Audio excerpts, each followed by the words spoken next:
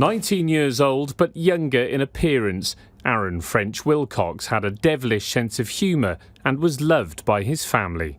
How then did he end up dying in a tent in a Cardiff park, weighing just 6 stone? He looked alright there, didn't he? Yeah, he looked really handsome. A question his brother Rhys and sister Bryony have been pondering since Aaron's death in February.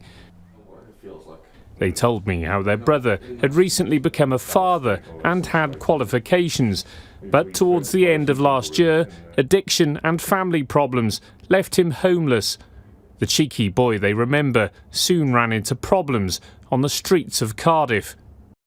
From what I've heard of the people who he was staying with, he was being beat up on the streets in town. Every time he get paid, they were taking his money off him. Or if he'd go to do something, like someone had started on him there. So the 2 boys had pulled him off the street and said, listen, come stay with us in the tent. That invitation brought him here, Hammer Dryad Park, a stone's throw from Cardiff Bay. For the first time, Rhys and Bryony have decided to make a pilgrimage here, curious to discover for themselves the place where their brother's life ended.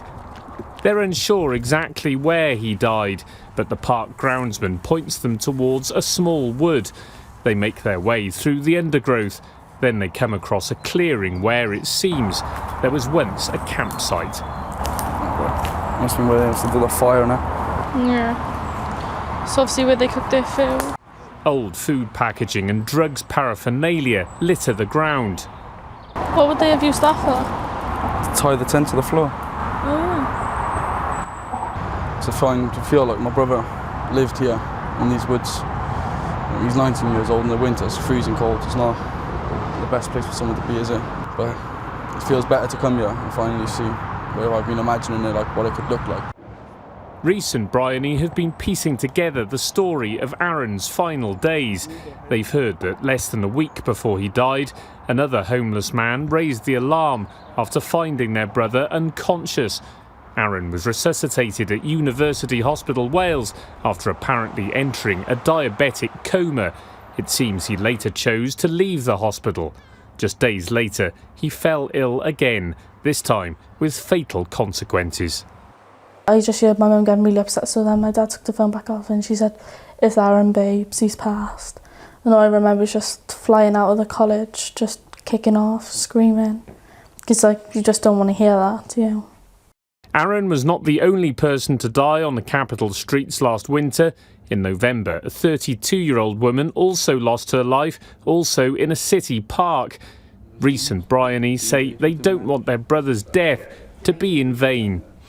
It's quite weird. Yeah, it's genuinely. I didn't know how bad it could hurt until it actually happened. You couldn't imagine it. He must have been cold. Plus, he was a really sensitive person, wasn't he? Yeah. So, he was really scared easy. He didn't like the dark. He didn't like the dark, no. Or spiders or nothing like that. So, it's just hard to think that he was out there, without any of us around him. Well, with me now is Katie Dalton from the housing charity Cymorth Cymru. Thanks for coming in. A terribly sad story. How can it be that this young man could die in this way on the streets of Cardiff in the 21st century? I agree, and unfortunately this is too common. People who are homeless have an average life expectancy that's 30 years less than a non-homeless person. They suffer from much higher levels of mental health and physical health problems and really struggle to get access to the healthcare they need. But it's absolutely disgraceful that we're seeing this happen in the 21st century here in Wales. I mean, clearly Aaron was troubled and was in a downward spiral, but at no point did the system catch him. How can that be? Well, every hospital should be implementing a hospital discharge protocol where as soon as someone is admitted, they have to ask them about their housing status, notify relevant agencies and make sure that that person is either supported to retain accommodation or to find new accommodation when they're discharged. But unfortunately that doesn't happen and people do fall through the net, and sometimes agencies let down people who are homeless for various reasons. So we heard that Aaron discharged himself from hospital. Does that mean he was bypassing the safety net there that would have perhaps looked after him? The protocol means that you should be starting that conversation as soon as someone is admitted. And I know of really good examples where mental health agencies and housing agencies are based on hospital wards, supporting people to identify issues and resolve them before they get anywhere near discharge. So what we want to see is that best practice shared across Wales to make sure that no one suffers from the same fate that we've seen here today.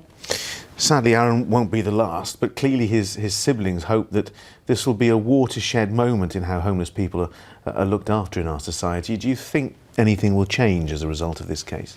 I hope so, because this has happened for far too long, and what we need is huge structural change. We need assurances from ministers right across the board. We need security funding, we need health boards, local authorities, the third sector, all to act together to try and safeguard services for the most vulnerable. And we need to go out to people who are living on the streets, not expect them to turn up to scheduled appointments, but actually make sure we're delivering outreach health services so we can catch any health issues early on and make sure that this sort of thing is prevented in future.